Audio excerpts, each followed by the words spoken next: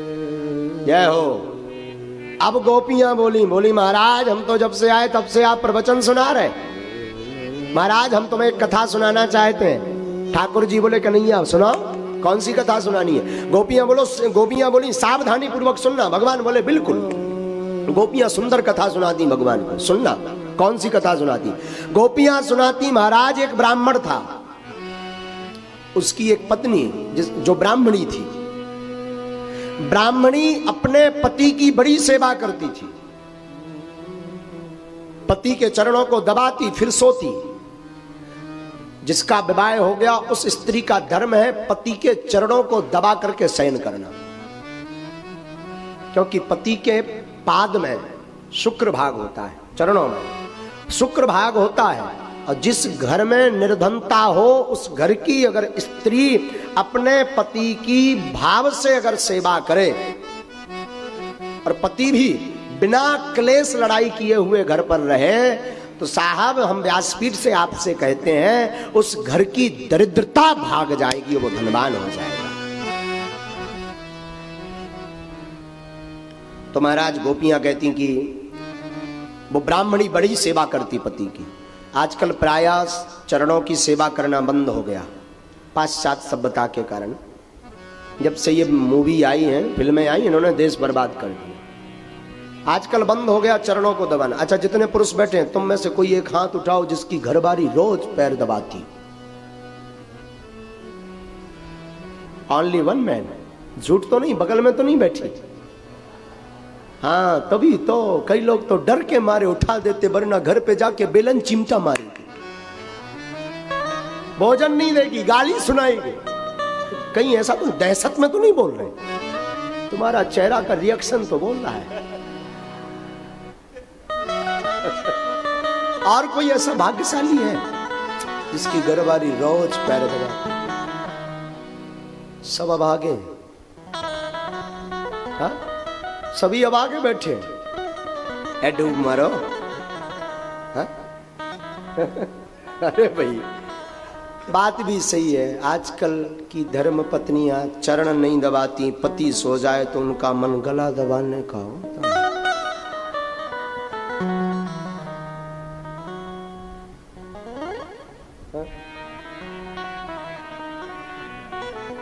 गोपियां कहती ठाकुर हम आपको एक कथा सुनाना चाहते। भगवान बोले सुनाओ। एक ब्राह्मणी थी, ब्राह्मणी अपने पति की खूब सेवा करती। अब देखना जिसका विवाह हो गया उन स्त्रियों के लिए बड़ी प्यारी बात है, कैसे रहना चाहिए घर में। सबसे पहले घर पर भोजन बनाएं तो ठाकुर जी को भोग लगाएं। घर की पहली थाली भगवान के लिए हो। जो भगवान के लिए पहली थाली नहीं निकालता, सबको खाना खिलाता, ध्यान दीजिएगा, खाना खाओगे तो खाना तुम्हें खा जाएगा। भोग लोगे तो भोगना पड़ेगा, और ठाकुर का प्रसाद पाओगे तो तुम तर जाओगे। इसलिए रोज ठाकुर का प्रसाद पाओ। पहली थाली भगवान के लिए लगाओ अपने घर में। किसके लिए? माताएं ये जरूर ध्यान से सुने। आप अपने घर में शांति चाहती, पति का माथा गर्म रहता, पति आपको गाली बकता, हम आपको बड़ी वशीकरण मंत्र बता रहे। कौन कौन माता जी चाहती वशीकरण मंत्र बताएं महाराज? पति को कौन कौन बस में करना चाहती बताओ? करना तो सबको है, हाँ हमारे अनुसार चले महाराज, हमारी बात माने, हम जैसा कहबे वैसा करबे। कौन माता जी चाहती हमारा पति हमारे अनुसार चले? बोलो ना, शर्माओ क्या, कोई दिक्कत नहीं भाई। टीवी कैमरा वहां मत करना। अगर आप अपने घर में शांति चाहते हैं, प्रेम चाहते हैं, देखो हम नहीं कहते, रामायण कहती जहां सुमति तह संपत्ति नाना, जहां कुमति विपत्ति निदान। जिस घर में सुमति होती वहां नाना प्रकार की संपत्ति होती, और जिस घर में कलेश होता, कुमति होती, वहां नाना प्रकार के दुख होते हैं। तो अगर आप अपने घर में शांति चाहते, कलेश मुक्त होना चाहते अपने घर में, तो सूत्र लीजिए, लिख लेना बाद में। बागेश्वर धाम यूट्यूब चैनल से वीडियो निकाल के सुनिए क्या उपाय है। पहला उपाय, आप आप अपनी रसोई में बिना नहाए प्रवेश मत करो, पहला उपाय। और आजकल की माताएं राम बचाए, राम राम राम राम, दो दिन न नहाए, कुछ सब नहीं कुछ। ठंडियों का, अरे महाराज ठंडी बहुत, माता जी गांठ बांध लीजिए। आप अपने घर में शांति चाहते, अपने परिवार की उन्नति चाहते, तो पहला सूत्र, रसोई घर में बिना स्नान किए प्रवेश मत करिए। दूसरा सूत्र, रसोई घर में चप्पल लेकर के मत जाइए। तीसरा सूत्र, रसोई घर में जूठन मत डालिए। चौथा सूत्र, जो रसोई बने वो भगवान का नाम लेकर के बनाइए, और रसोई का पहली थाली अपने घर के मंदिर के ठाकुर को प्रसाद लगाइए। और महाराज उस थाली का प्रसाद घर में जितने सदस्य रहते हैं तब सबको थोड़ा थोड़ा बांट करके खिलाइए। हम दावे के साथ कहते कि आपके घर में सबकी बुद्धि शुद्ध रहेगी, घर में शांति रहेगी। और आजकल यही कमियां सबसे ज्यादा है। माताएं आलस के कारण आजकल जो है रात को ही आटा गौंथ के रख देती, सुबह भी यही काम आएगा। फ्रिज में रखा हुआ आटा दरिद्रता का सूचक है। लेकिन माताएं आजकल आलसी है ना, कुछ करना नहीं चाहती, चप्पल पहन के टुक टुक टुक। और जूठन भी वही चेक कर लेती, तीखा तो नहीं है, मीठा है कि नहीं। हमें एक वाकया हमेशा बोलते हैं, मुंबई में हमारे साथ एक घटना घटी, बताऊं क्या, बताऊं। माता जी हम मुंबई गए, मुंबई में कथा करी। यजमान हमारा बड़ा अच्छा था, बड़ा नाम था उसका, वहां का एमएलए था। उसने कथा करवाई, कथा की, बढ़िया कथा हुई माता जी। एक दिन ऊपर ठहरे हुए थे दूसरे मंजिल में, तो एक दिन हम चाय पीने नीचे उतरे। हमने सोचा नीचे वो जो उसका गेस्ट रूम, वो आंगन जैसा हवेली टाइप का था, तो जो आंगन जैसा था, हमने सोचा वहां से पी लेते हैं। गए, नीचे उतरे, बैठ गए, तो वो बहू जो थी यजमान जी की पत्नी, हम तो गुरु जी तो हमारी बहू, तो वो आई, गुरु जी चाय पिएंगे? हमने कहा हाँ पिएंगे। महाराज सामने रसोई थी, अब वो रसोई में गई तो सामने रसोई थी, हम बैठ करके चर्चा कर रहे थे। अचानक हमारी नजर रसोई घर पर गई, तो वो क्या कर रही थी, चाय बनाते बनाते ऐसा पात्र लेके उसको ऐसे हिला रही थी, और उसने ऐसे डाले, सूप किया महाराज, हाथ पर ऐसी चाय वो डंकिया से घुटुर घुटुर करके ऐसे डाल के चरणामृत सा पी गई। हम देखे गौर से, हमका आंखें तो नहीं खराब हैं। फिर देखे तो फिर उसने ऐसा शक्कर बक्कर जो भी हो उसने फिर डाला, फिर ऐसे ऐसे डंका की, गुटुर गुटुर फिर किया, फिर हम के राम राम राम राम राम राम।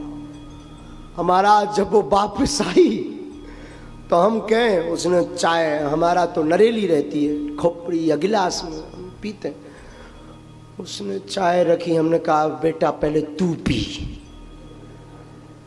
बाद में हम पिएंगे, पहले तू 2 कप पी, 1 नहीं 2 पी।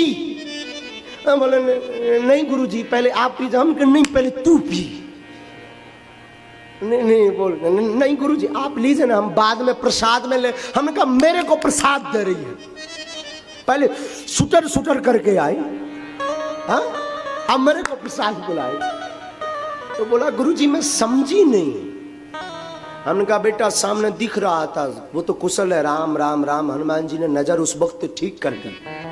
बोले मतलब? हमने कहा हम देख रहे थे तू चाय बनाते बनाते ये सुटर सुटर क्या कर रही थी। कहे महाराज अरे अच्छा अच्छा अच्छा महाराज, कोई ऐसे अपने वो कपड़े में ऐसे पहुंचे। कहे महाराज कुछ नहीं, वो तो हम चेक कर रहे थे शुगर कितनी है, मीठी है या नहीं है। हमने कहा बेटा तू शुगर शक्कर जरूर चेक कर रही थी मीठी है या नहीं, पर तूने ऐसा किया तो वो झूठी हो गई। अब हम हनुमान जी को भोग कैसे लगाएं। रसोड़े में कभी भी रसोई में महाराज झूठा मत डालो, ना जाने कौन भगवत भक्त आ जाए और आपके भोग का किस भगवान को भोग लगा दो, तुम पाप के भागीदार बन जाओ। आपको तो चेक करना है तो एक पात्र में डालो, रसोई घर से बाहर आओ, खूब पियो, चेक करो मीठी है कि नहीं है। तो माताओं ये 4 सूत्र याद रखना। पहला सूत्र, बिना स्नान के रसोई घर में प्रवेश मत करो। दूसरा सूत्र है पादुका चप्पल पहन करके रसोई में मत जाओ। तीसरा सूत्र है रसोई घर में भोजन मत करो। और चौथा सूत्र है रसोई घर में जब तक रसोई बनाओ तब तक मुख में भगवान नाम, विठ्ठल नाम लो, आपका घर घर नहीं घर मंदिर बन जाए। आपका पति क्रोध करता है, ये उपाय करिए। आपका पति प्रेम नहीं करता, गाली बकता, ये उपाय कीजिए। ये वशीकरण मंत्र है। आप फेल हो जाएंगे पर ये मंत्र फेल नहीं होगा, ध्यान रखिएगा। और वशीकरण मंत्र मैं बताऊंगा आपको कौन सा है। वशीकरण एक मंत्र है, तज दे बचन कठोर। अपने मुंह से कटु बात मत बोलो, कड़ू बात मत बोलो। माताओं की आदत होती है गाली बकने की, हाँ कड़ू मत बोलो।